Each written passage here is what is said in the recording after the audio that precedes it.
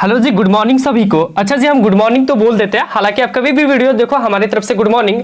तो welcome back to my YouTube channel news with एस4एस। और आज के इस वीडियो के माध्यम से हम क्लास 8 के वैसे स्टूडेंट जो कि टर्म 2 परीक्षा इस बार दे रहे हैं 2022 में या फिर फ्यूचर में कभी भी दे रहे हैं, उनके लिए हम लेके आया हूं जैक बोर्ड की तरफ से विज्ञान के 5 जुलाई होने वाली परीक्षा। साथ ही अगर आप फ्यूचर में 2023, 24, 25, 26 में एग्जाम देते हैं तो आपके बोर्ड एग्जाम के लिए घर्षण एक अनिवार्य बल, जी हाँ दोस्तों, घर्षण एक अनिवार्य बल विज्ञान का एक चैप्टर है क्लास 8 के लिए, जो आपके टर्म 2 एग्जाम के लिए काफी ज्यादा इंपॉर्टेंट है। या फिर अगर आप सब्जेक्टिव परीक्षा देते हैं तो उनके लिए भी काफी ज्यादा इंपॉर्टेंट है, जो कि प्रश्न आपके बोर्ड एग्जाम में बहुत ज्यादा यहां से देखने को मिलेंगे। तो चलिए स्टार्ट करते हैं आज के इस वीडियो को। लेकिन वीडियो स्टार्ट करने से पहले रिक्वेस्ट करूंगा कि वीडियो को शुरू से लेकर अंत तक जरूर देखिएगा। साथ ही डियर स्टूडेंट्स, हमारे चैनल पे नए, चैनल को सब्सक्राइब नहीं किए तो चैनल को सब्सक्राइब करते हुए नोटिफिकेशन बेल को जरूर प्रेस कर लीजिएगा, ताकि ऐसे ही और भी वीडियोस आपको हमेशा मिलते रहे।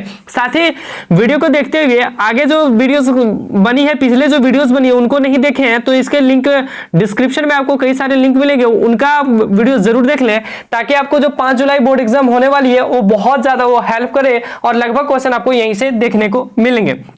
तो चलिए स्टार्ट करते हैं आज के इस वीडियो को। सबसे पहला क्वेश्चन है घर्षण एक अनिवार्य बल का, जो कि आपके बोर्ड एग्जाम के लिए बहुत ज्यादा इंपॉर्टेंट है। और यहां से लगभग आपके 4-5 से 7-8 क्वेश्चन मिलेंगे, 4 से 7 क्वेश्चन तक देखने को मिलेंगे इस बार के बोर्ड एग्जाम में। साथ ही वीडियो को एक बार दोस्तों में जरूर शेयर कर दीजिएगा, ताकि उनको भी हेल्प हो सके। मैंने क्योंकि हमेशा बोलता हूं कि अगर आप दूसरों की हेल्प करते हैं तो भगवान आपका हेल्प करेगा। तो पहला नंबर क्वेश्चन है जी कि एक गेंद मैदान में लुढ़कते हुए रुक जाती है, कारण बताएं। अच्छा जी, एक मैदान है और यहां से एक गेंद चल रही थी भाई, अचानक यहां जाके रुक जाती है, तो क्या कारण है कि गेंद रुकती है? तो आपको पता होना चाहिए एक घर्षण का कारण है। क्या है जी? घर्षण का कारण है, याद रखिएगा। घर्षण क्या चीज होती है? तो घर्षण वो चीज होती है ना जी, जिसके मान लिया जाए कोई भी सरफेस है, सरफेस पर अगर कोई भी चीज फेंकते हैं या फिर लुढ़काते हैं तो जिसके वजह से वो लुढ़क पाता है, उसी को घर्षण कहते हैं। ठीक है। अगला है खिलाड़ियों के जूते घटदार या कांटेदार तथा वाहन के टायर की ग्रिप होते हैं, कारण बताइए। तो घर्षण के कारण। अच्छा जी, अगर चिकना बना दिया जाए, कोई भी चीज आप बॉल खेलते हैं तो उसमें भी थोड़ा सा रहता है, लेकिन अगर आप गुल्ली जिसको बोलते हैं, शायद आपके यहाँ कंचा बोला जाता है, तो वो जो कंचा है उस कंचे को एक स्मूथ सरफेस पे घरों में जिसमें मार्बल या फिर टाइल्स बैठे हुए हैं उन पे आप लुढ़काइएगा तो देखिएगा कंचा बहुत लेट के बाद रुकेगी तो जरूर, लेकिन बहुत लेट के बाद। लेकिन उसी कंचे को आप एक मतलब रेयरली सरफेस में कीजिएगा जिसमें बहुत ज्यादा ऐसे रहे, तो देखिएगा कंचा यहां से यहां तक आते रुक जाएगी, लेकिन जो स्मूथ सरफेस है उसमें नहीं रुकेगी। तो इसलिए खिलाड़ियों के जो जूते बनाए जाते हैं या फिर वाहनों में के टायर में जो इस टाइप के ग्रिप होते हैं, इस टाइप के गड्ढे जैसे, तो इसलिए बनाया जाता है ताकि वो स्लिप ना करे घर्षण के कारण। ठीक है। अगला है घर्षण के 2 महत्वपूर्ण गुण बताएं। बहुत ज्यादा इंपॉर्टेंट क्वेश्चन है और यहां से क्वेश्चन आपके बोर्ड एग्जाम में जरूर मिलेंगे। तो बोला है कि जी घर्षण का 2 महत्वपूर्ण गुण बताना है, तो इसमें लिखना है आपको पहला गुण, घर्षण से उष्मा उत्पन्न होती है। घर्षण पृष्ठों की प्रकृति पर निर्भर करता है। उष्मा मतलब जी आग उत्पन्न होता है ना, आप देखे होंगे बहुत ज्यादा, अगर गर्मी का दिन है और उस पर आप कोई भी चीज चलाइएगा तो बहुत ज्यादा आग जैसा लगेगा। ठीक है। या फिर आपको हीट जनरेट महसूस होगा कि हाँ भाई उससे गर्मी निकल रही है, तो उष्मा निकल रही है। और घर्षण पृष्ठों की प्रकृति पर निर्भर करता है। पृष्ठ कहते हैं जिस सरफेस को, सरफेस कहते हैं जिस पर चलती है गाड़ी वगैरह जो भी चीज पे आप कर रहे हैं उसको कहते हैं सरफेस। आप एक टेबल की बात करें तो टेबल का जो ऊपरी भाग होता है उसको सरफेस बोलते हैं। अगर आप रोड की बात करें तो रोड सरफेस होता है। छत की बात करें तो ढलाई का जो रूफ होता है उसको सरफेस कहते हैं। तो घर्षण जो है वो पृष्ठों की, सरफेस की प्रकृति पर निर्भर करता है। ये 2 चीजें आपको गुण में लिखने हैं। अगला है चौथा नंबर सवाल, बहुत सा इंपॉर्टेंट क्वेश्चन है। कैरम खेलने से पहले बोर्ड पर पाउडर क्यों छिड़का जाता है जी? तो आप तो बिल्कुल खेले होंगे कैरम, और आपको पता है जो कैरम बोर्ड होता है ना, ऐसे रहता है, उसमें क्या किया जाता है, पहले जब खेलना स्टार्ट करते हो तो उसमें पाउडर छिड़का जाता है, पूरा तरह से उसको रगड़ दिया जाता है, ताकि क्या हो जी, आप लोग जनरल भाषा में बोलते हैं कि ताकि गोटी स्लिप करे, बोलते हैं ना, तो गोटी को जो है स्लिप करने के लिए ही पाउडर को छिड़का जाता है, क्योंकि घर्षण उससे कम होती है। घर्षण कम करने के लिए ही क्यों छिड़का जाता है? ज्यादा घर्षण रहेगा, आपको ज्यादा बल लगाना होगा, होगा, आप यहाँ से ऐसे हिट मारिएगा तो बहुत कम दूर जाएगा। लेकिन अगर आप घर्षण के लिए आप पाउडर यूज कर लेते हैं घर्षण कम करने के लिए, तो छोटा सा बल लगाइए और बहुत दूर तक जाएगा। समझ गए? तो कैरम को खेलने से पहले पाउडर क्यों छिड़का जाता है? तो घर्षण को कम करने के लिए। अगला है, औरतें क्यों अपना चूड़ी पहनने से पहले साबुन से हाथ का पानी मल लेती है? आप देखे होंगे जब औरतें चूड़ियां पहनती है तो पहले क्या करती है, साबुन से अपना हाथ धो लेती है या फिर साबुन लगा के रखती है। तो उनका भी एक कारण है जी घर्षण का कम करने के लिए। ठीक है, आप देखते होंगे जब वो लगा लेती है तो क्या हो जाता है, स्मूथ हो जाता है, मतलब चिकना हो जाता है। तो चिकना होगा, ऑटोमेटिक घर्षण कम हो जाएगा। एक क्वेश्चन आपके बोर्ड एग्जाम में पूछा जाएगा जी कि स्मूथ सरफेस, चिकना सरफेस का घर्षण कम होगा या खुरदरा सरफेस का घर्षण कम होगा? ये क्वेश्चन पूछा जाएगा। तो याद रखिएगा, जब भी ये क्वेश्चन पूछा जाएगा तो चिकना जो होगा वो उसका घर्षण कम होगा और जो खुरदुरा होगा उसका घर्षण ज्यादा होगा। अगला सवाल है जी 6ठा नंबर, अगर घर्षण नहीं हो तो क्या होगा? तो देखिए क्या बताया गया है कि अगर घर्षण नहीं हो तो न कोई वस्तु, न कोई किसी को पकड़ पाया हो सकता है, न तो चल सकता है और न ही खड़ा रह सकता है और न ही दौड़ सकता है, न तो पेन अथवा पेंसिल से लिख सकता है। जी हम अगर आज इस पे लिख रहे हैं, हाथ से ही लिख रहे हैं, आपको पेंसिल के द्वारा लिख रहे हैं, जैसे भी लिख रहे हैं, अगर घर्षण नहीं होता तो आप नहीं लिख पाते। जैसा कि आप अंतरिक्ष पे होता है, अंतरिक्ष पे जब जाइएगा ना, वहां पे शायद घर्षण नहीं है, जिनके कारण आदमी वहां एक जगह पे खड़ा रह ही नहीं सकता, हमेशा चलते रहता है, मतलब कि उड़ते रहता है। तो घर्षण नहीं है, तो घर्षण आपका अगर नहीं रहेगा, पैर जैसे रखिएगा ना तो स्लिप करेगा जी। तो घर्षण नहीं हो तो क्या होगा, आपको लिखना है बोर्ड एग्जाम में, अगर घर्षण नहीं हो तो न कोई व्यक्ति किसी को वस्तु को पकड़ सकता है, न तो चल सकता है, न तो खड़ा रह सकता है, न ही दौड़ सकता है, न तो पेन अथवा पेंसिल से लिख सकता है। ये जनरल लिख लीजिएगा, आपको यहां से 3 मार्क्स मिल जाएंगे। अगला सवाल है जी कि घर्षण बल किसे कहते हैं? अभी तक आपने पढ़ रखा था जी घर्षण घर्षण घर्षण बल कहते किसको है? तो वस्तु को रोकने के लिए जो बल विपरीत दिशा में कार्यरत होता है उसे घर्षण बल कहते हैं। अच्छा जी, मान लिया जाए एक यहाँ पे क्रिकेट खेल रहे हैं आप, ठीक है, एक ग्राउंड है जिसमें आप क्रिकेट खेल रहे हो। मैं चलो ग्राउंड बना के आपको दिखाता हूँ। ये ग्राउंड है, इसमें क्रिकेट खेलो। बैटिंग का जगह कुछ इस टाइप से है, बैटिंग का जगह कुछ इस जगह पे है। खिलाड़ी यहाँ पे खेल रहा था भाई, एक खिलाड़ी है जो कि खेल रहा था यहाँ पे। उसके बाद क्या किया, वो अपना बैट से मारा शॉट, बैट से शॉट मारा, गेंद आ गया इस जगह पे और गेंद इस साइड आ ही रहा है। लेकिन तब तक दूसरा व्यक्ति क्या करता है, इधर से हाथ अपना लगाता है जी पीछे से और गेंद को रोक लेता है। तो अपना बल लगाया ना, हाँ आपको बल बहुत कम महसूस हुआ होगा लेकिन आप बल लगाए हैं। तो यहाँ पे वही कहा गया है कि वस्तु को रोकने के लिए जब विपरीत दिशा में बल कार्यरत होता है तो उसे हम घर्षण बल कहते हैं। हमने गेंद को किधर से रोका जी, इधर से गेंद आ रही है तो क्या इधर से रोका? नहीं ना, इधर से रोका, तो इसी को कहते हैं विपरीत दिशा में। अगला है जी, घर्षण बल को कौन कौन कारक प्रभावित करते हैं? घर्षण बल को कौन कौन से ऐसे कारक हैं जो प्रभावित करते हैं? तो लिखिएगा, सतह एवं वस्तु के संपर्क पृष्ठ की प्रकृति, वस्तु का भार, और कोई कारण दिया गया क्या? नहीं, 2 कारण है। तो घर्षण बल को कौन कौन से कारक प्रभावित करते हैं? तो लिखना है सतह एवं वस्तु के संपर्क की पृष्ठ की प्रकृति, वस्तु का भार, ये चीज आपको लिखनी है। अगला है 9वां नंबर सवाल कि घर्षण का क्या कारण है? अगर घर्षण होता है तो इनका क्या कारण है?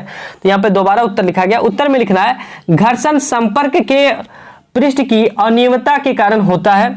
2 पृष्ठों की अनियमितता एक दूसरे के भीतर धंस जाती है जिसके कारण उनमें अंत बंधन इंटरलॉकिंग उत्पन्न हो जाती है।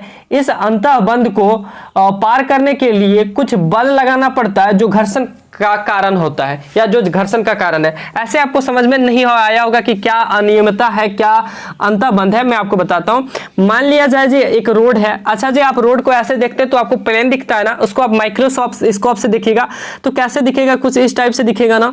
ऐसे मान लिया जाए, मैं एक रोड के जनरल उदाहरण दे देता हूँ कि इस टाइप से कुछ रोड है, ठीक है, इस टाइप से है। अगर उस पर आप गाड़ी को ले जा रहे हैं तो कैसा होगा, दिक्कत तो होगा ना। ऐसे ऐसे जा रहा है तो दिक्कत होगा भाई, यहाँ लुढ़केगा यहाँ लुढ़केगा। तो इसी को जो आप अगर इस पे पार कीजिएगा, मान लिया जाए गाड़ी है तो गाड़ी में भी तो कुछ तो दिक्कत होती है, उसका जो टायर वगैरह वगैरह बनाया जाता है तो यहाँ पे वो इंटरलॉक हो जाएगा। कैसे इंटरलॉक हो जाएगा, कुछ इस टाइप से गाड़ी की चाक जैसे हो जाएगी, इस टाइप से वो इंटरलॉक होगा। ये जो इंटरलॉक है, ये जो इंटरलॉक है, ये इंटरलॉक और ये इंटरलॉक जिसको अंतःबंध कहते हैं, ये इंटरलॉक को पार करने के लिए, यही इंटरलॉक जो ऐसा चढ़ा जिसको आप बोलते हैं, उसको पार करने के लिए जो बल लगाया जाता है उसी को हम लोग कहते हैं घर्षण का कारण है वही।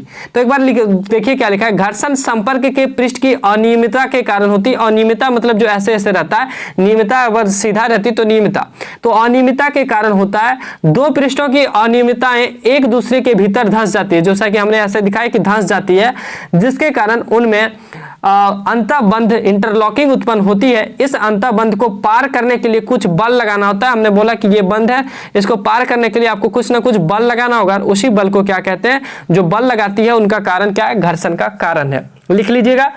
अगला है जी, कमानीदार तुला क्या है। कमानीदार तुला आप कहाँ देखे होंगे, जब आप बचपन में छोटे होंगे तो आप आंगनबाड़ी जाते होंगे ना, तो वहां पे आप देखते होंगे कि एक तुला इस टाइप से लगा दिया जाता है, जिसमें बच्चों को यहाँ पे एक थैला जैसा लगा दिया जाता है, इसमें बच्चों को भर दिया जाता है, तोला जाता है, उसी को कहते हैं कमानीदार तुला। तो देखिए क्या लिखा गया है, कमानीदार तुला वह यंत्र है जिसके द्वारा किसी वस्तु पर लगने वाले बल को मापा जाता है। इसमें एक कुंडलित कमानी होती है जिसमें बल लगने पर इसका फैलाव होता है।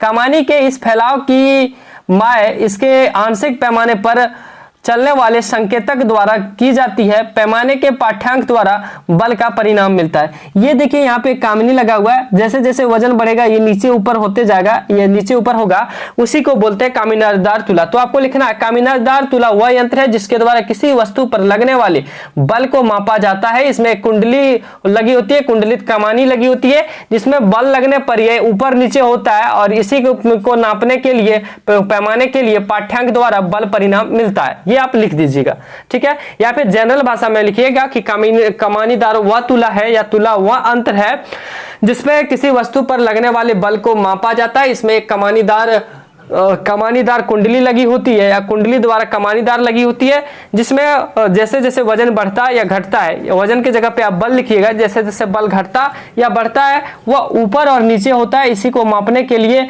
जो यंत्र यूज किया जाता है उसे को कमानीदार तुला कहते हैं। समझ गए जी। अगला है जी, और ये फिगर आपको बना देना है। फिगर बहुत सा इजी है, एक ऐसे बना देना है और नीचे में एक ऐसे बना देना है। उसके बाद आपको क्या करना है, जनरल से ऐसे ऐसे कुछ कर देना है, और यहाँ पे इस टाइप का बना देना है। यहाँ से 0 से लेकर 100 तक लिख देना है, इधर भी 0 से लेकर 100 तक लिख देना।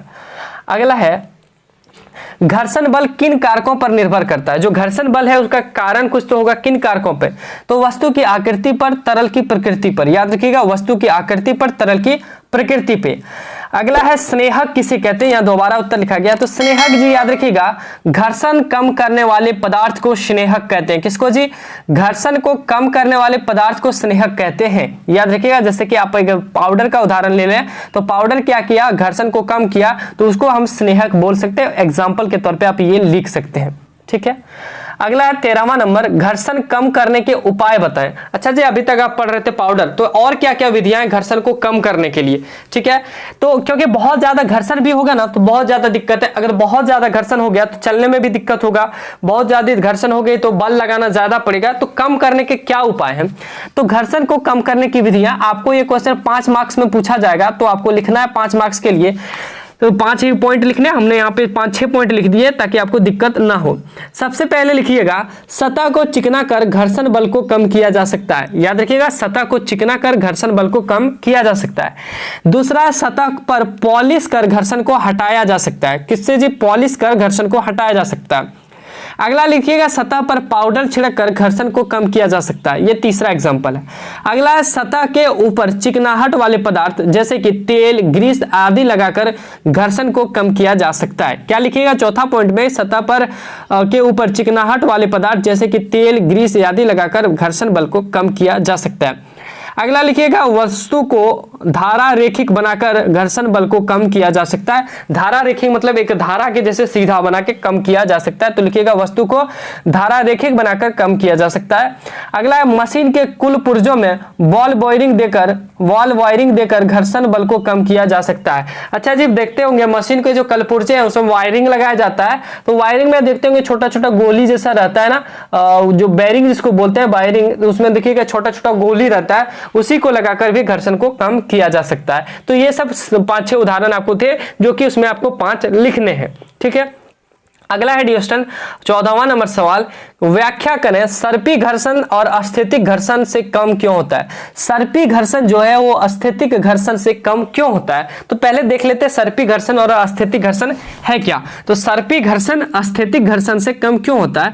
तो देखिए लिखा गया, यदि किसी रुकी हुई वस्तु को विराम से गति प्रारंभ करने की स्थिति में घर्षण पर पार पाने के लिए वस्तु पर लगाया जाने वाला बल अस्थितिक घर्षण की माप होता है। ठीक है, मान लिया जाए कोई वस्तु रुकी हुई है, मान लिया जाए एक कार है जी, एक कार है जो कि रुकी हुई है, तो उस पे क्या लगाया जा रहा है, बल लगाया जा रहा है ताकि आगे हो। मान लिया जाए वो कार खराब है तो वो धक्का लगा के आगे किया जा रहा है। तो वही कह रहा है कि वस्तु की रुकी हुई से विराम से गति में प्रारंभ करने की स्थिति में घर्षण पर पार पाने के लिए, मतलब घर्षण पर विजय पाने के लिए जो वस्तु पर बल लगाया जाता है उस बल को अस्थितिक घर्षण माप होता है। उस लगाया जाने वाला बल अस्थितिक घर्षण माप होता है। इसके विपरीत किसी वस्तु को उसी चाल से गतिशील रखने के लिए आवश्यक बल उसके सर्पी घर्षण की माप होती है। मान लिया जाए आपने एक बल लगाया जी, बल लगाने के बाद क्या हुआ, वो जो कार थी वो क्या होगी, आगे बढ़ने लगी। तो जिस स्पीड से वो आगे बढ़ रही है, मान लिया जाए 10 किलोमीटर प्रति घंटे की स्पीड से वो आगे बढ़ रही है, तो वही 10 किलोमीटर की गति समांतर आगे बनाए रखने के लिए जो बल लगाया जाता है उसी को बोलते हैं अस्थितिक घर्षण। ठीक है, उसी को बोलते हैं जी सर्पी घर्षण की माप। ठीक है, याद रखिएगा। अब बोला गया है जब कोई वस्तु पहले से गति में होती है तो उसके पृष्ठ के संपर्क बिंदुओं को उतना समय नहीं मिल पाता कि वह दूसरे सतह के संपर्क बिंदुओं में धंस होते हैं, अतः सर्पी घर्षण अस्थितिक घर्षण से कम होता है। यहां से आपको थोड़ा बहुत कम समझ में आएगा, मैं जनरल में आपको समझाता हूं जी।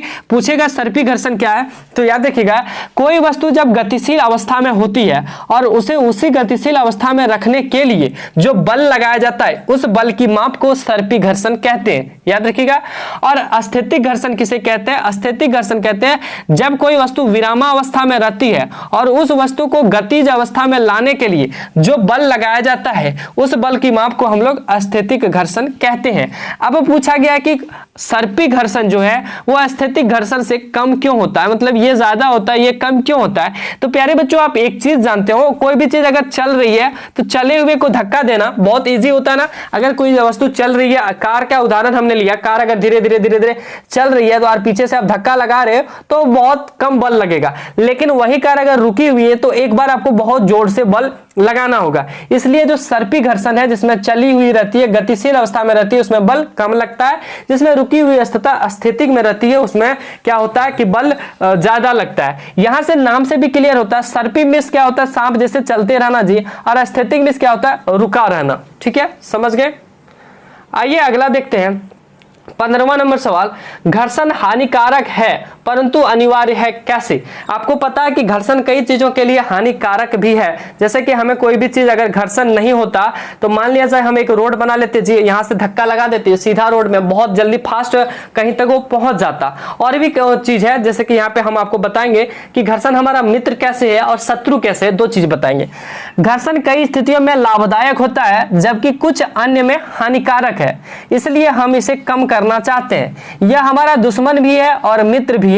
घर्षण हमारा मित्र है क्योंकि, और घर्षण हमारा दुश्मन है क्योंकि। आप जानते हैं ना जी कि विज्ञान की हर एक चीज वो आपके लिए मित्र भी है शत्रु है। आप छोटे से छोटी चीज अगर एक सुई को भी ले ले तो सुई आपके लिए एक मित्र भी है क्योंकि उससे आप कोई भी चीज को टिप करके एक बड़ा सा चीज बना सकते हैं। लेकिन वही आपके अगर आंख में डूब जाए तो आपको उसको हानि पहुंचा सकता है आपको। तो कहीं ना कहीं विज्ञान की हर एक चीज आपके लिए लाभदायक भी है और हानिकारक भी है। आप अगर मान लिया जाए कि एक करंट ही है, करंट से आप बहुत जल्दी किसी भी पंप की सहायता से पानी को निकाल सकते हैं, लेकिन वही करंट अगर आपको लग जाए तो वो आपके लिए हानि होगी। तो इसी तरह जो घर्षण है, घर्षण भी लाभकारी है और हानिकारक भी है। तो यहाँ पे हम लोग लिखे हैं कि घर्षण कई स्थितियों में लाभदायक है और जबकि कुछ अन्य स्थितियों में हानिकारक है, इसलिए हम इसे कम करना चाहते हैं। यह हमारा दुश्मन भी है और मित्र भी है। घर्षण हमारा मित्र है क्योंकि, घर्षण हमारा क्यों मित्र है इसमें जानेंगे।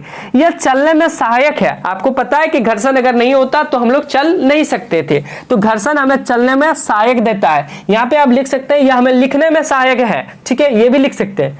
यह बल हस्तांतरण के लिए माध्यम प्रदान करती है, जैसे कि घर्षण के बिना बेल्ट मशीन नहीं चल सकती, तो ये भी आप लिखेंगे। यह ब्रेक लगाने में सहायक है। अच्छा जी, अगर घर्षण नहीं होता तो आप साइकिल की ब्रेक दबा के थक जाते ना, कभी ब्रेक लगती ही नहीं, क्योंकि उसमें घर्षण होता है। साइकिल की जो सरफेस होती है आपको स्मूथ दिखती होगी चक्का, लेकिन वो थोड़ा थोड़ा ऐसे ऐसे रहती है, और ब्रेक भी थोड़ा थोड़ा ऐसे ऐसे रहती है। जैसे आप साइकिल की ब्रेक लगाते हो ये थोड़ा अंदर धंस जाती है और उसमें जाके इंटरलॉक हो जाती है। तो ये थी घर्षण की लाभदायक या मित्र। क्यों? तो चलने में सहायक होती है, बल हस्तांतरण के माध्यम प्रदान करती है, यह ब्रेक लगाने में सहायक है। अगला है जी, लिखना है यह दुश्मन है। कैसे? ये 5 मार्क्स में पूछा जाएगा। तो दुश्मन है क्योंकि यह तोड़ फोड़ का कारण बनती है। तोड़ फोड़ का कारण बनती है घर्षण ही। अगर मान लिया जाए जी कि कोई भी वस्तु यहाँ पे रखी थी, यहाँ एक दीवार था, अगर घर्षण नहीं रहता तो मान लिया जाए कि अगर घर्षण नहीं रहता तो कैसे होता कि यहाँ से जैसे धकेलते तो फटाक से यहाँ आ जाता और ये टूट जाता, तो तोड़ फोड़ का कारण बनती। अगला है घर्षण से हुई ऊर्जा की हानि के कारण यह मशीनों की दक्षता कम करती है। अच्छा जी, आपको पता है कि मशीन जब चलेंगे तो कई सारे उसमें कलपुर्जे होंगे जो कि आपस में क्या होंगे, रगड़ाएंगे, आपस में क्या एक दूसरे से टकराएंगे, बिना घर्षण के तो चल नहीं पाएंगे। तो एक दूसरे से जब टकराएंगे तो क्या होगा, तो धीरे धीरे क्या होगा, वो कम होते जाएगा, मतलब वो धीरे धीरे खत्म होते जाएगा। तो जिससे क्या होगा, इसकी मशीन की दक्षता कम होती जाएगी। अगला है कि घर्षण के कारण उत्पन्न ऊष्मा मशीनों को हानि पहुंचाती है, अतः पता चलता है कि घर्षण अनिवार्य है परंतु अनिवार्य भी है। घर्षण जो है हानिकारक भी है परंतु अनिवार्य भी है, याद रखेंगे। अगला है जी आपका अगला प्रश्न कि घर्षण बल किस प्रकार लाभदायक है। वही क्वेश्चन है, सिर्फ अलग से पूछा गया है। तो घर्षण किस प्रकार लाभदायक है ये 3 नंबर में पूछा जाएगा, और ऊपर जो क्वेश्चन देखे वो हमको 5 नंबर में पूछा जाएगा। तो घर्षण लाभदायक है, घर्षण बल के बिना फिसले चलने में सहायक होता है। घर्षण बल बिना फिसले चलने में सहायक होता है। बिना फिसले मतलब कि अगर घर्षण नहीं होगा तो आप फिसल जाइएगा। अगला है सभी तरह के वाहन घर्षण बल के कारण ही बिना फिसले नियंत्रण में रहते हैं। अगर घर्षण बल नहीं रहता तो मान लिया जाए रोड पे बाइक चल रही थी, आप स्पीड की 60 का, वो पकड़ता 200 का, भाई इससे जाके ये टकराता, इससे ये टकराता, तो घर्षण के कारण ही जो वाहन है वो नियंत्रण में रहते हैं। इस बल के कारण ही हम किसी वस्तु को हाथ से पकड़ पाते हैं। अगर घर्षण नहीं होता तो इंटरलॉक नहीं होता, वस्तु अपने आप में हवा में उड़ती रहती, आप भी उड़ते, सब चीज उड़ता रहता, तो आप उनको पकड़ नहीं पाते। ठीक है। अगला और लास्ट क्वेश्चन आपका इस चैप्टर का 17वां नंबर क्वेश्चन कि एक फुटबॉल के मैदान में खिलाड़ी जूता के बिना खेल रहे हैं, अचानक जोर की वर्षा हो गई, मैदान गीला हो गया, उनको खेलने में कैसी परेशानी होगी। अच्छा, आप अगर खेल रहे होंगे, फुटबॉल खेल रहे हो, क्रिकेट खेल रहे हो, अगर अचानक बारिश हो जाती है तो और बिना आप जूते के खेल रहे हैं तो आपको क्या परेशानी होगी। क्या परेशानी होगी आप जनरल से समझ पाएंगे कि स्लिप करेगा, पैर स्लिप हो जाएगा, मतलब कि फिसल जाएंगे। तो लिखा है घर्षण कम होने के कारण फिसलन बढ़ जाएगी और खिलाड़ी दौड़ नहीं पाएंगे, दौड़ भी पाएंगे तो यहाँ दौड़ेंगे, यहाँ लुढ़केंगे, यहाँ दौड़ेंगे, यहाँ लुढ़केंगे। तो ये थे आपके 17 क्वेश्चन जो आपके बोर्ड एग्जाम 2022, 2023, 2024, 2025, मतलब कि 2022 से लेकर आप कभी भी आगे बोर्ड एग्जाम देते हैं झारखंड एकेडमिक काउंसिल से, तो बहुत इंपॉर्टेंट है। शायद आपको वीडियो अच्छी लगी होगी तो वीडियो को लाइक करते हुए दोस्तों में जरूर शेयर कीजिएगा। साथ ही डिस्क्रिप्शन, अगर आपने डिस्क्रिप्शन में जो लिंक दिया उसका वीडियो नहीं देखे तो जरूर देख लीजिएगा, क्योंकि आगे वाले आने वाली वीडियो जो है आपको बहुत इंपॉर्टेंट देगी, उसमें हेल्प होगा। और आपके जो बोर्ड एग्जाम है, अगर आप सारे डिस्क्रिप्शन में जो लिंक दिए उनको देख लेते हैं तो आपको साइंस में एक भी क्वेश्चन नहीं छूटेगा। और आने वाले वीडियोस की इसी तरह से वीडियोस की नोटिफिकेशन पाने के लिए चैनल को सब्सक्राइब कर नोटिफिकेशन बेल को जरूर प्रेस कर लीजिएगा। मिलेंगे नेक्स्ट वीडियो में, तब तक के लिए सभी को बेस्ट ऑफ लक।